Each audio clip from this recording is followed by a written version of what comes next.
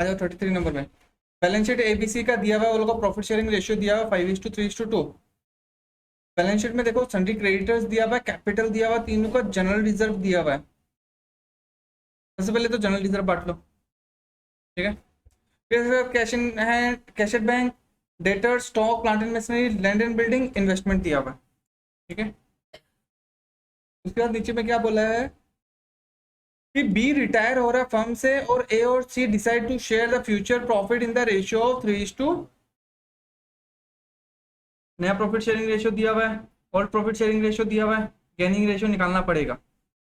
अब सेम भी नहीं है, यहाँ पे 5:2 होता, अगर बी छोड़ के जा रहा है तो ए और सी के बीच में 5:2 होता, बट यहाँ पे तो चेंज कर दिया ना, 3:1 हो गया, तो इसलिए गेनिंग रेशियो निकालना पड़ जाएगा।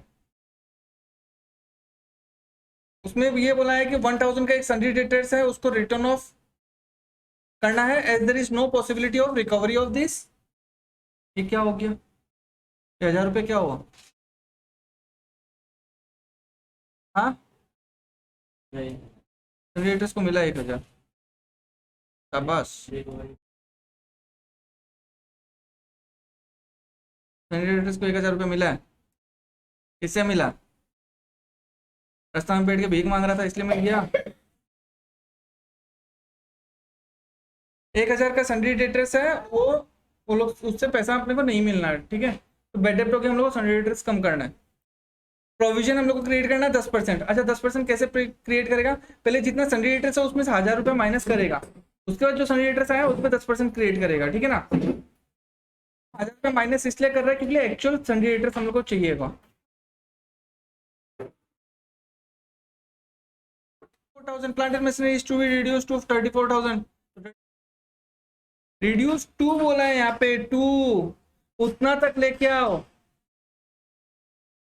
36,000 यहाँ पे प्लांट एंड मशीनरी है, बोला है कि 34,000 का वैल्यू करना है।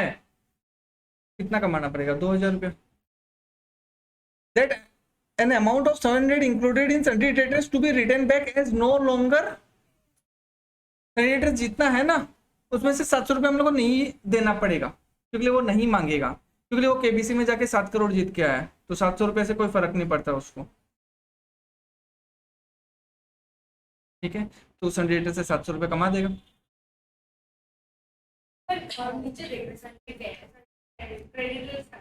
Land and building to be written up by, का मतलब क्या होता है परमजीत? ठीक है, लैंड एंड बिल्डिंग को 7,000 रुपया बढ़ाना है। Stock to be written down by 800 रुपया कम करना है स्टॉक को। Provision 600 to be made for an outstanding repair bill, एक तो नया लाइबिलिटी हो गया, ठीक है ना, नया लाइबिलिटी अपने को क्रिएट करना है। जॉइंट लाइफ पॉलिसी कितना का लिया था? तो 1.5 लाख का जॉइंट लाइफ पॉलिसी लिया, इसका मतलब ये बोला है कि आप तो डेथ में 1.5 लाख रुपया मिलेगा या टाइम कंप्लीट होने पे 1.5 लाख रुपया मिलेगा। ये दो कंडीशन में ही 1.5 लाख रुपया मिलेगा। कितना प्रीमियम पे किया वो नहीं बताया क्वेश्चन में, महीना का या साल का प्रीमियम कितना है वो नहीं बताया, बस ये बोल दिया कि मैच्योरिटी वैल्यू अपना 1.5 लाख रुपये। 31 मार्च 2021 को यहाँ पे बोल दिया surrender value of the policy was, बोल रहे कि आज का डेट में अगर वो पॉलिसी को सरेंडर कर देगा तो 15,000 रुपया मिलेगा। तो पूरा 10 साल तक प्रीमियम पे नहीं किया ना, वो तो पे किया या 1 साल या 2 साल तक ही प्रीमियम पे किया है। आज मान लो कि हर साल वो 10,000 रुपया प्रीमियम पे कर रहा है 10 साल के लिए, तो पूरा 10 साल में उसको 1,20,000 देना है। इसलिए सरेंडर उसका जो मैच्योरिटी वैल्यू है 10 साल बाद उसको 1.5 लाख मिलेगा, या बीच में ही 5 साल 6 साल 7 साल कभी भी कोई एक पार्टनर मर जाएगा तब हाथों 1.5 लाख रुपया मिल जाएगा। तो सरेंडर करेगा, मान लो कि सेकेंड ईयर में सरेंडर कर रहा है या थर्ड ईयर में सरेंडर कर रहा है तो 15,000 रुपया मिल रहा है। तो 3 साल में कितना पैसा दिया? 30,000। पूरा 30,000 तो डूबेगा नहीं ना, जाएगा कितना? 15,000 ही जाएगा, 15,000 तो मिल जाएगा ना, हो जाता है सरेंडर वैल्यू। आज के डेट में हम लोग सरेंडर कर रहा है, उस पॉलिसी को वापस दे रहा है, तो उसके अगेंस्ट में हम लोग को कुछ अमाउंट मिल जाएगा। इंश्योरेंस पॉलिसी का भी तो थोड़ा फायदा रखना पड़ेगा ना, तो वो अपना थोड़ा रख लेगा, बाकी का सरेंडर वैल्यू हम लोग को दे देगा, ठीक है ना।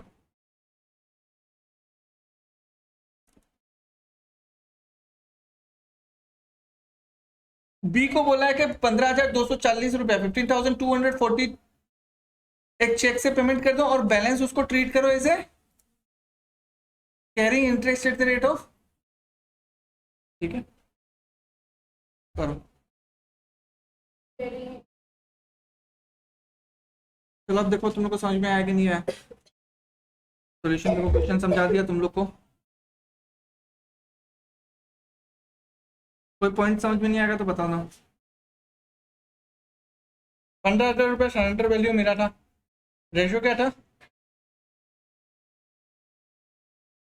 टोटल, तो बी का कितना पार्ट है,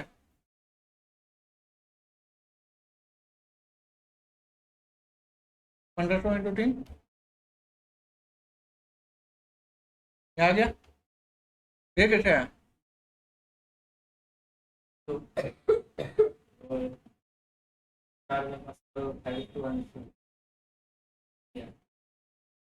रनिंग रेशियो निकालो।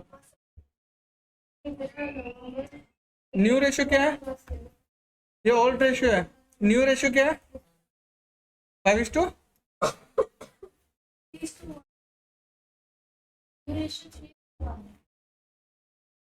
ऐसे ही देख बोल देता हवा में,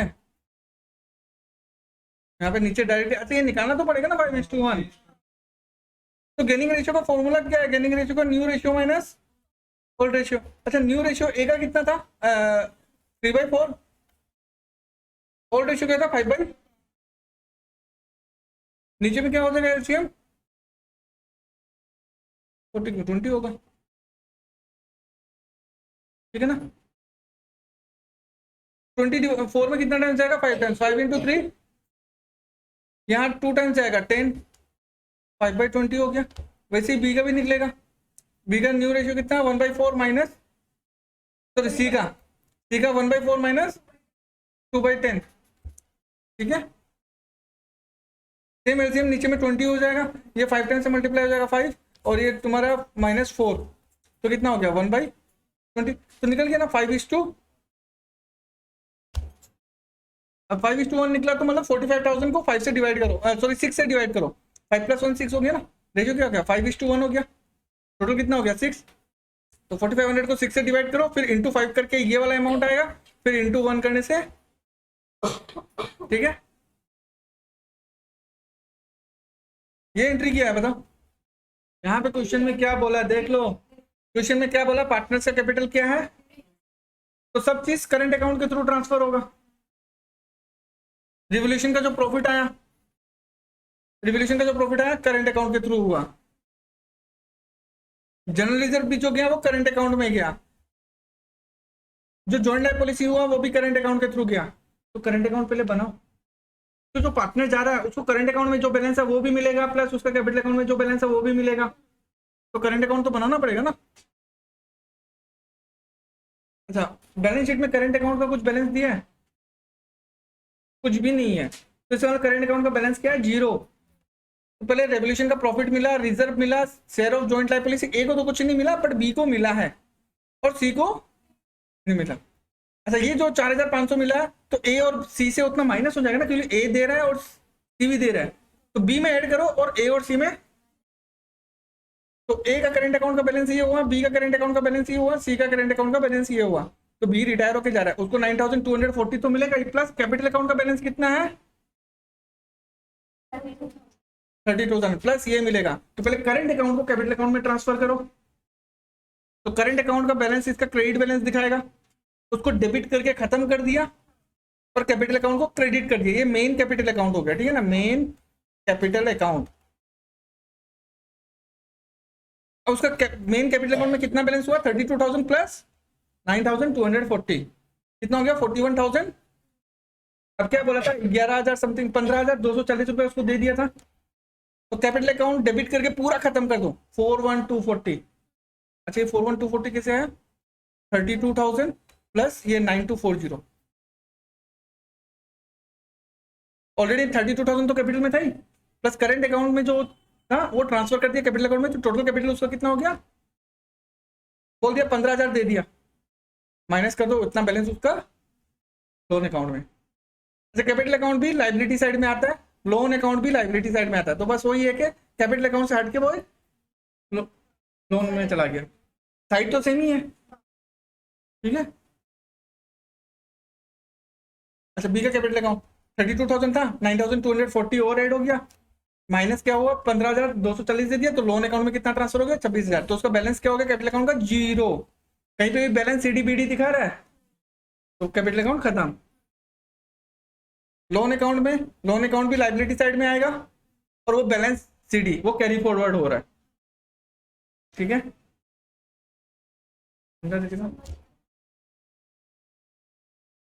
बैलेंस शीट कैपिटल किसका रह जाएगा, ए और सी का रह जाएगा, जो है वही है। करेंट अकाउंट का भी डाल दो, ठीक है। बी का लोन अकाउंट आ गया, यहां से निकल के वो कहां आ गया, बाहर आ गया। आउटस्टैंडिंग रिपेयर बिल एडजस्टमेंट में दिया हुआ था, क्रेडिटर जो है उसमें से 700 रुपये माइनस कर दिया। कैश एट बैंक कितना था 15,240, तो उसको दे दिया, तो बचा कितना, डेटर्स में 1,000 रुपये लेस हो गया 15,000, उसका कितना परसेंट 10% बनाने बोला था, वो उतना माइनस करके बाहर आ गया। इन्वेस्टमेंट जैसा है वैसे ही है, स्टॉक वैसा ही है, स्टॉक का भी तो था ना, कितना कितना था पहले 13,000 में से 800 माइनस किया तो ये बाहर आ गया। प्लांट में भी डिप्रिसिएशन करके बाहर आ गया, लैंड में बढ़ाना था बढ़ा दिया, बैलेंस शीट मिल जाएगा, ठीक है।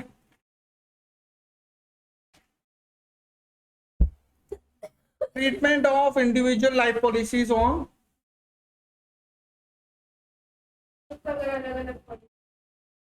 अच्छा लाइफ पॉलिसी लेता क्यों है,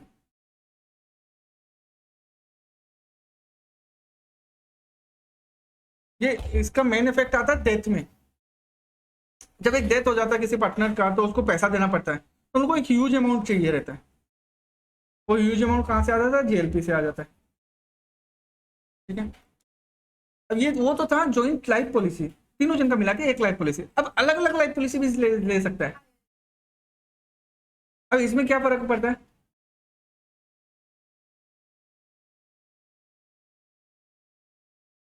तीनों का अलग अलग पॉलिसी है। जो पार्टनर रिटायर हो रहा है उसी का पॉलिसी सरेंडर कर दो ना, बाकी दो का तो रह जाएगा। समझ गया विकास। जेएलपी में एक पॉलिसी था, तो जब रिटायर हो रहा था तो वही पॉलिसी सरेंडर हो जाता रहा। अब इंडिविजुअल लाइफ पॉलिसी में क्या है, तीन पार्टनर है तो तीन पॉलिसी है, three policy in the name of A B और सी। अब बी रिटायर होकर जा रहा है तो ए को सरेंडर करने का जरूरत नहीं है पॉलिसी, सी को भी सरेंडर करने का जरूरत नहीं है, बी को सरेंडर करना पड़ जाएगा अपना पॉलिसी, ठीक है। बट इसका भी तीनों का जो पॉलिसी का प्रीमियम है वो बिजनेस पे करेगा। इसमें भी कंडीशंस आ जाता है कि बुक्स में does not appear in the books and when the surrender value of the policies appears in the books. तो when the surrender value does not appear in the books में नहीं आ रहा है, तो कंटिन्यूइंग पार्टनर या capital account debit to retiring partner capital account, ठीक है।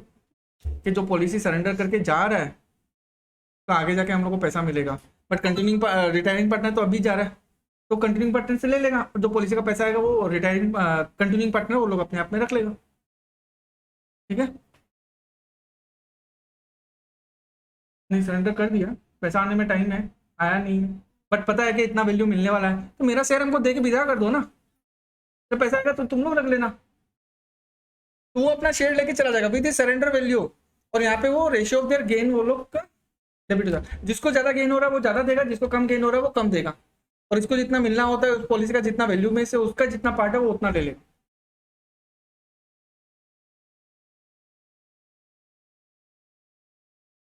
When the policy in the name of the retiring partner is taken up by,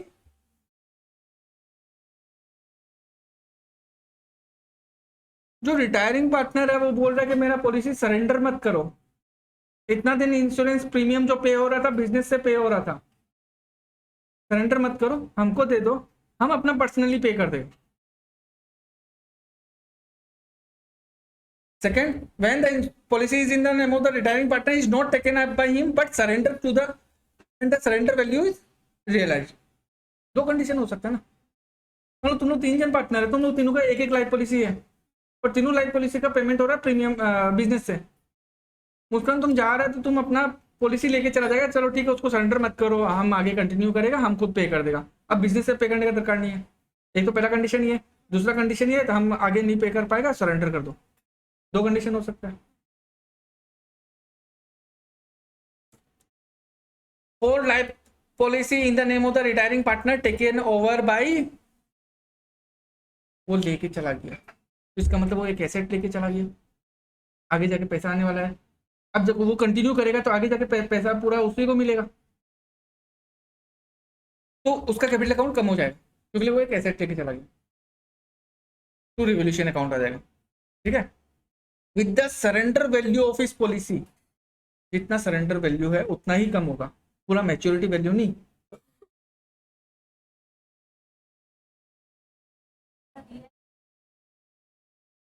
business पैसा नहीं दिया, जितना बिजनेस पैसा दिया है बट उसके अगेंस्ट में सरेंडर वैल्यू इतना मिलना है। मान लो 30,000 पे कर दिया, तुम मुस्कान जा रहे हैं, बट सरेंडर वैल्यू बोल दिया कि 20,000 मिलेगा। इसे तो जो 20,000 मिलना है वो तीनों तीनों जन में बटना चाहिए, बट तुम लेके जा रहे हैं, सरेंडर नहीं कर रहे हैं, तो 20,000 मिलेगा। वो तो या तो तुम्हारा डेथ के टाइम में या तुम्हारा मैच्योरिटी होगा, टाइम खत्म होगा, तब मिलेगा। तो ऐसे तो 20,000 तीनों जन में बटना चाहिए, बट ये लोग को तो मिला नहीं, तो तुम अपना लेके जा रहे हैं, तो तुम्हारा उतना कैपिटल कम हो जाएगा। ठीक है,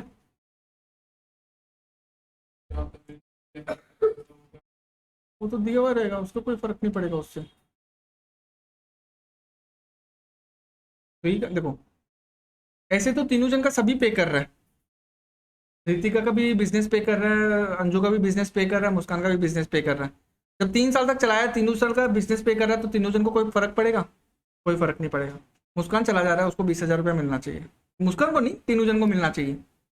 ठीक है, तो वो 20,000 में तीनों जन का हक है, बट मुस्कान बट सरेंडर ही नहीं किया। अब सरेंडर नहीं किया तो 20,000 नहीं मिलने वाला। इसका मतलब क्या हुआ, मुस्कान एक वैल्यू लेके जा रहा है 20,000 का, तो इसको मतलब उसको कैपिटल कम देगा अब हम लोग, है कि नहीं? आगे जाके प्रीमियम कौन पे करेगा? मुस्कान ही पे करेगा। ठीक है ना, सरेंडर नहीं हुआ इसलिए वैल्यू नहीं आया, बट सरेंडर वैल्यू पे ही आएगा यहाँ पे, क्योंकि उतना वैल्यू आज का रेट में है और उतना वैल्यू का एसेट तुम लेके जा रहा है। हाँ सर सपोज सरेंडर वैल्यू 20,000 तो पूरा 20,000 माइनस हो जाएगा जितना पार्टनर्स का। नहीं, पूरा surrender value. When the life policy is not taken up by the, वो रिटायरिंग पार्टनर अपना पॉलिसी लेके नहीं जा रहा बट सरेंडर कर रहा, तो bank account to revolution account में आ जाएगा, जितना पैसा है विद द अमाउंट रियलाइज, कितना सरेंडर करके पैसा मिल गया। अब रिवोल्यूशन बढ़ जाएगा ना, तो जो प्रॉफिट हुआ वो पार्टनर्स में बढ़ जाएगा, एक ही बात है कि नहीं?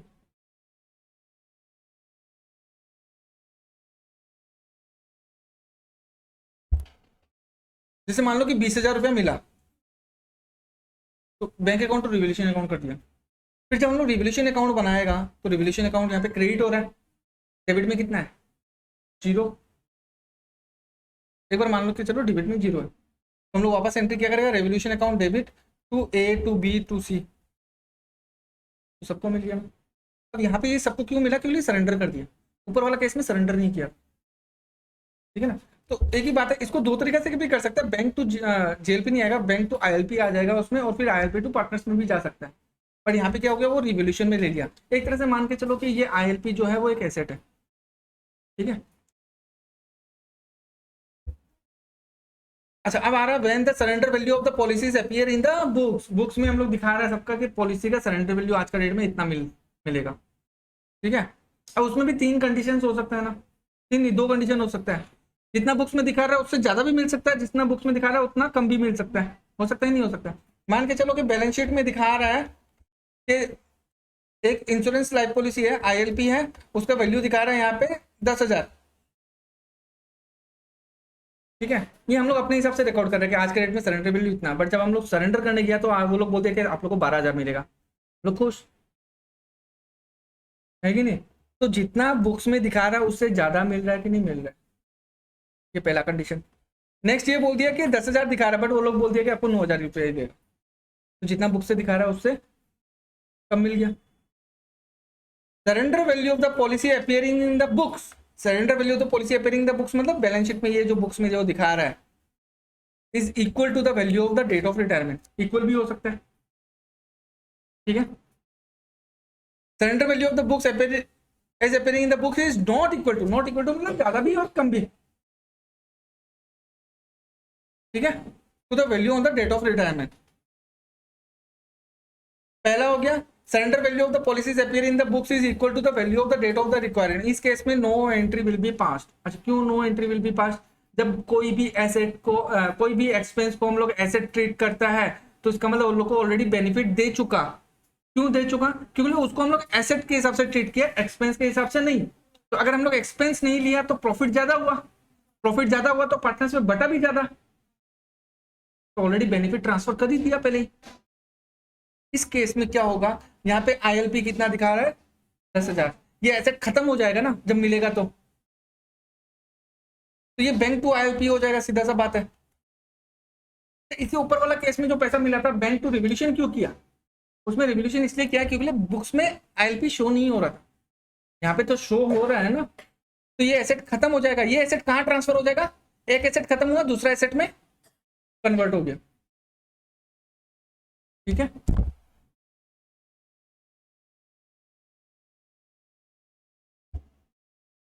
Surrender value of the policies appearing in the books is not equal to the value on the date of the retirement। इसमें दो कंडीशन हो सकता है, जैसे मान लो बैलेंस शीट है, इसमें यहाँ पे आईएलपी दिखा रहा है 10,000 रुपया। अब पहला कंडीशन ये बोल रहा है कि surrender value is more than the value appearing in the books, books में जितना वैल्यू दिखा रहा है उससे ज्यादा सरेंडर वैल्यू मिल रहा है। मान लो कि बोल दिया सरेंडर वैल्यू 12,000 रुपया मिल रहा है, तो 2,000 बढ़ाना पड़ेगा ना पहले इसको। तो लाइफ पॉलिसी अकाउंट वापस से डेबिट कर दिया। डेबिट कब करता है? एसेट होता तो या एक्सपेंस होता तो, बट यहाँ पे ये एक्सपेंस नहीं है, एसेट है। तो एसेट को हम लोग डेबिट कर दिया और पार्टनर्स कैपिटल अकाउंट क्रेडिट हो गया। अब यहाँ पे वैल्यू कितना हो जाएगा? 12,000 रुपया हो जाएगा। और जब मिलेगा तो बैंक टू आईएलपी हो जाएगा अपना 12,000 रुपया, ठीक है। अच्छा, यहाँ पे पार्टनर्स का कैपिटल अकाउंट क्रेडिट क्यों किया, इसका चीज को समझना। हम लोग यहाँ पे एसेट में कितना लिया है, तो इसका मतलब बेनिफिट भी वो लोग को 10,000 मिल गया, तीनों जन को मिला ना। अब बोल रहे सरेंडर वैल्यू 12,000 मिल रहा है, तो इसका मतलब 2,000 का और फायदा हुआ। वो लोग को 2,000 का और बेनिफिट देना चाहिए, टोटल वो लोग को 12,000 का बेनिफिट मिलना चाहिए, बट ऑलरेडी 10 तो दे ही दिया ना, तो यहाँ पे और 2 का बेनिफिट मिल जाएगा तीनों जन को, ठीक है।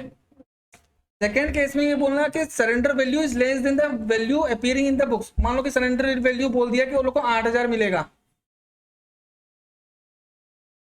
तुमको कमाना पड़ेगा यहाँ पे। तो लाइफ पॉलिसी अकाउंट डेबिट हो, सॉरी यहाँ पे गलत है, क्रेडिट होगा, ठीक है। अच्छा, डेबिट क्यों किया?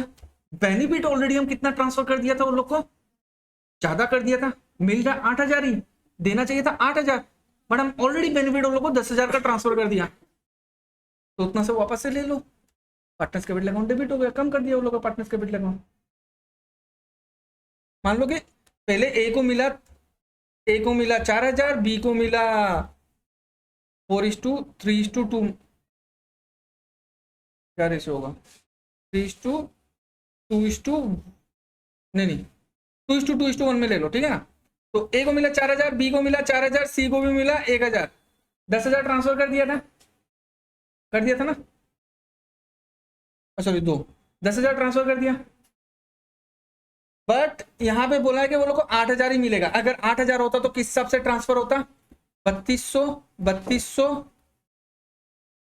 और 1,600 ऐसे होता। तो उसका कैपिटल अकाउंट हम 800 रुपया डेबिट कर देगा। यहाँ पे भी इसका कैपिटल अकाउंट 800 रुपया डेबिट कर देगा, इसका कैपिटल अकाउंट 400 रुपया डेबिट कर देगा।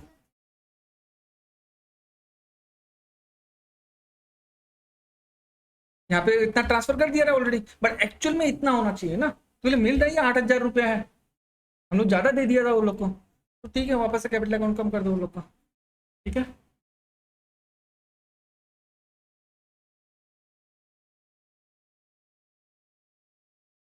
यहाँ पे क्या लिखा है, ये बस समझने का चीज है। Surrender value of the policies of the life of the continuing partner, जो कंटिन्यू पार्टनर, 3 पार्टनर तो तीनों का लाइफ पॉलिसी का सरेंडर वैल्यू दिखाएगा ना। ए का सरेंडर वैल्यू इतना, बी का इतना, सी का इतना, तो तो बी जा रहा है ना, तो बी का हट जाएगा, ए और सी का कंटिन्यू उतना बुक्स में दिखाएगा। ठीक है, चलो 34 नंबर देखो। XYZ partners sharing profit in the ratio 3:2:1. The firm had insured the life policy of the partners individually. Life insurance policy was taken on the partner. बोला कि X का लाइफ पॉलिसी लिया 30,000 का, Y का 30,000 का और Z का ये प्रीमियम दे रहा है। इतना मरने के बाद या उतना टाइम होने के बाद वो लोग को उतना मिलेगा, 30,000 30,000 20। ठीक है, date of retirement, Y surrender the value of the policy at. तो जब वाई तो छोड़ के जा रहा है ना, बोला कि हम जब छोड़ के जा रहा है तो जो इंश्योरेंस पॉलिसी वाला है वो लोग बोला कि हम आपको 30% देगा, पूरा पॉलिसी का वैल्यू तो नहीं देगा ना वो, क्योंकि वो पूरा कंटिन्यू ही नहीं किया। बोला कि आपका जितना है आज अभी 5वां साल चल रहा है 30% मिल जाएगा आपको। ठीक है, तो surrender value of the policy does not appear in the Y agrees to take up the insurance policy in his name. बोला कि हम अपना पॉलिसी लेके जाएगा, सेकंड बोला कि वो अपना पॉलिसी लेके नहीं जाएगा। ठीक है,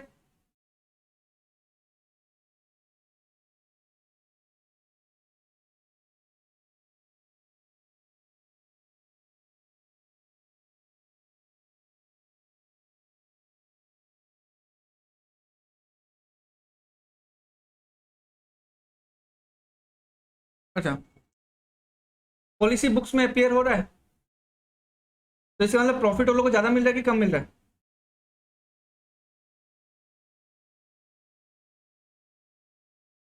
बुक्स में अपीयर नहीं हो रहा है, इसका मतलब पूरा खर्चा दिखा रहा है। तो इसका मतलब क्या हुआ कि तीनों जन का पॉलिसी है, बिजनेस से पे हो रहा है। तो जब वाई छोड़ के जा रहा है तो वो बोलेगा ना कि तुम्हारा आज का डेट में तुम्हारा भी पॉलिसी का वैल्यू 30% होगा, तुम्हारा भी वैल्यू 30% होगा, इसका भी 30% होगा।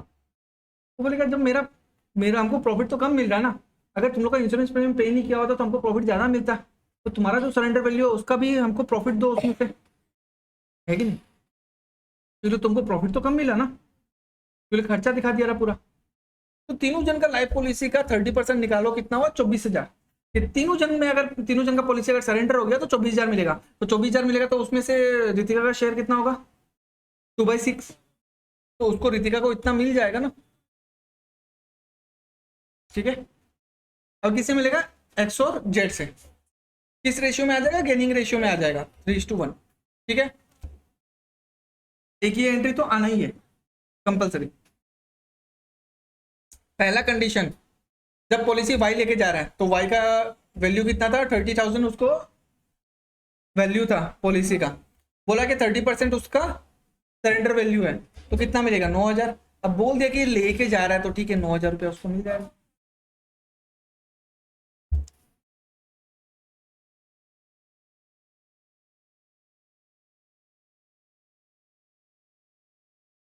जब बोल दिया कि पॉलिसी सरेंडर हो रहा है तो वाई लेके तो नहीं जा रहा है ना, तो वाई की जगह क्या आ गया? क्योंकि सरेंडर कर दिया तो पैसा मिल गया, तो रिवोल्यूशन।